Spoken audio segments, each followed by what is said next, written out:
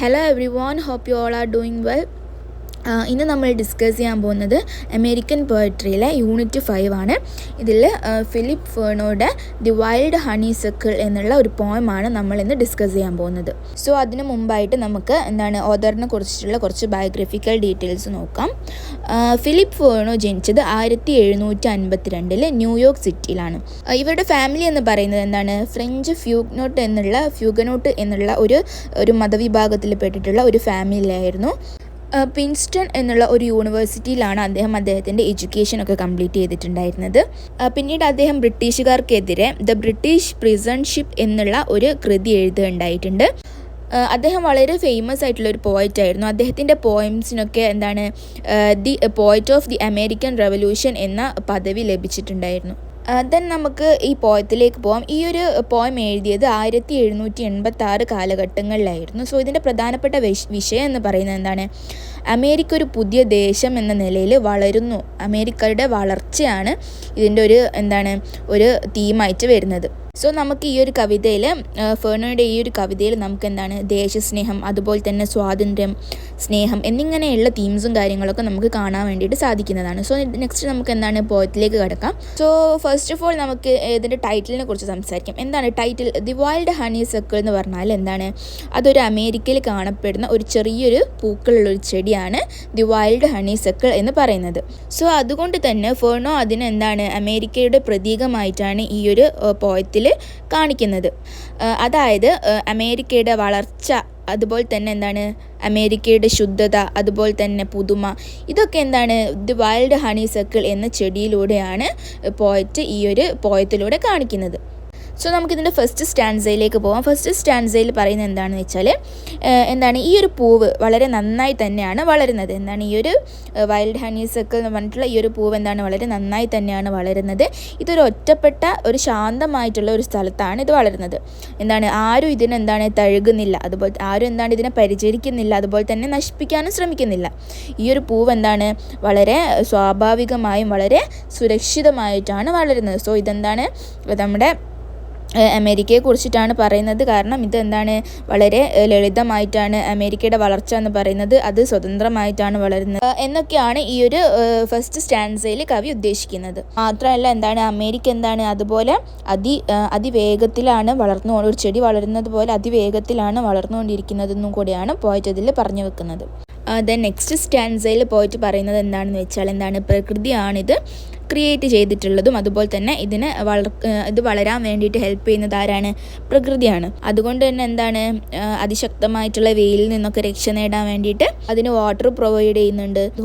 അതുകൊണ്ട് തന്നെ എല്ലാവിധ അതിന് വളരാൻ ആവശ്യമായിട്ടുള്ള എല്ലാവിധ സജ്ജീകരണങ്ങളും പ്രകൃതി തന്നെ ഒരുക്കി വെച്ചിട്ടുണ്ട്. അതുകൊണ്ട് തന്നെ ജീവിതം അതിൻ്റെ ജീവിതം പ്രകൃതിൻ്റെ കൈകളിലാണെങ്കിൽ വളരെയധികം സമാധാനപൂർവ്വമായിരിക്കും. അതെങ്ങനെയാണ് പരിചരിക്കേണ്ടത് എന്ന് പ്രകൃതിക്ക് അറിയാമെന്നാണ് ഈ ഒരു പോയറ്റ് പറയുന്നത്. Then third stanza.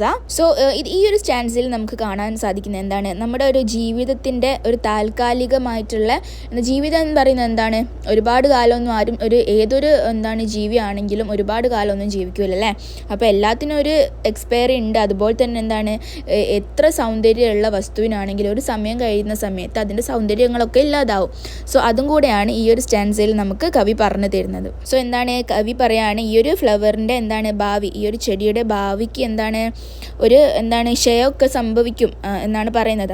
അതുകൊണ്ട് തന്നെ ഇതിൻ്റെ സൗന്ദര്യം മങ്ങുകയും ഒക്കെ ചെയ്യും. കാരണം ഒരുപാട് കാലാവസ്ഥകളുണ്ട്. അതിന് എഗെയിൻസ്റ്റ് ആയിട്ടുള്ള പോസിറ്റീവായിട്ടുള്ള കാലാവസ്ഥ ഉണ്ടാവും. അതേസമയം തന്നെ നെഗറ്റീവായിട്ടുള്ള ഒരു കാലാവസ്ഥ ഒക്കെ വരുന്ന സമയത്ത് ശീതകാലം പോലെയുള്ള മാറ്റങ്ങൾ ഇല്ലാതാക്കും എന്നാണ് കവി പറയുന്നത്. അതുകൊണ്ട് തന്നെ പിന്നീട് ഇതിൽ നശിച്ചു പോയാൽ തന്നെ ഇതിൻ്റെ ഒരു പാടുകൾ പോലും അവിടെ അവശേഷിക്കില്ല എന്നാണ് പോയിട്ട് പറയുന്നത്. സോ ഇതിൽ പറയുന്നത് എല്ലാത്തിനും ഒരു അവസാനമുണ്ട്. എല്ലാ കാലത്തും ഒരുപോലെ ഉണ്ടാവില്ല. എല്ലാത്തിനും ഒരു അവസാനം ഉണ്ടാവും എന്നാണ് പോയിട്ട് പറയുന്നത്. ദെൻ ലാസ്റ്റ് ഫോർത്ത് സ്റ്റാൻസയിൽ പോയിട്ട് പറയുന്നത് എന്താണെന്ന് വെച്ചാൽ ഈ ഒരു ഫ്ലവറിൻ്റെ ജീവിതം എന്ന് പറയുന്നത് എന്താണ്, മനുഷ്യൻ്റെ ജീവിതം പോലെയാണ്. അതായത് എന്താണ്, അതിനൊരു കുറച്ച് സമയം മാത്രമേ അതിന് ആയുസ് ഉണ്ടാവൂ. കാരണം ജനനം മുതൽ മരണം വരെ ഒരു ചെറിയ ഇടവേള മാത്രമാണ് ആ ഒരു ചെടിക്കുള്ളത് എന്നാണ് ഈ ഒരു സ്റ്റാൻസയുടെ ഓവറോൾ തീം എന്ന് പറയുന്നത്. എന്നിട്ട് ഈ ഒരു പോയിറ്റ് പറയാണ്, ഈ ഒരു ചെടി എന്ന് പറയുന്നത് സൂര്യൻ്റെ ഉദയവും അസ്തമനമൊക്കെ കണ്ടിട്ടാണ് ഇത്രയും ജീവിച്ചുകൊണ്ടിരുന്നത്.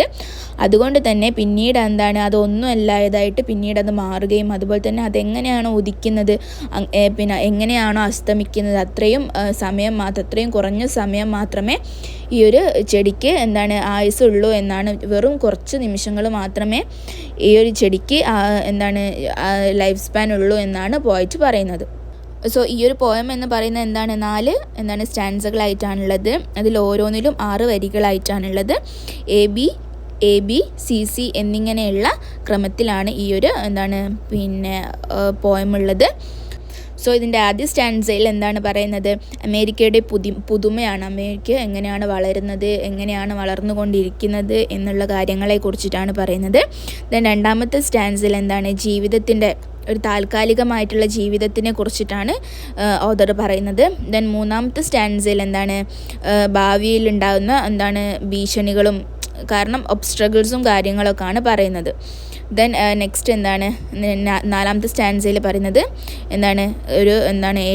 ഏതൊരു വസ്തുവും അതിന് ഒരു കൃത്യമായിട്ടുള്ള ഒരു ലൈഫ് സ്പാൻ ഉണ്ട്, എല്ലാ കാലത്തും ഒരുപോലെ നിലനിൽക്കില്ല എന്ന രീതിയിലുള്ള കാര്യങ്ങളാണ് പോയിട്ട് പറഞ്ഞു വെക്കുന്നത്. സോ അതിൽ തന്നെ നമുക്ക് ഒരു പുതിയ പ്രതീക്ഷയും കൂടെ കാണാൻ വേണ്ടിയിട്ട് സാധിക്കുന്നുണ്ട്. സോ പോയിട്ട് ഈ ഒരു കവിതയിലൂടെ പ്രകൃതിയുടെ സൗന്ദര്യവും അതിൻ്റെ ഒരു നിസ്സാരമായിട്ടുള്ളൊരു കാലപരിധിയൊക്കെയാണ് നമുക്കിതിലൂടെ വരച്ച് കാണിക്കുന്നത്.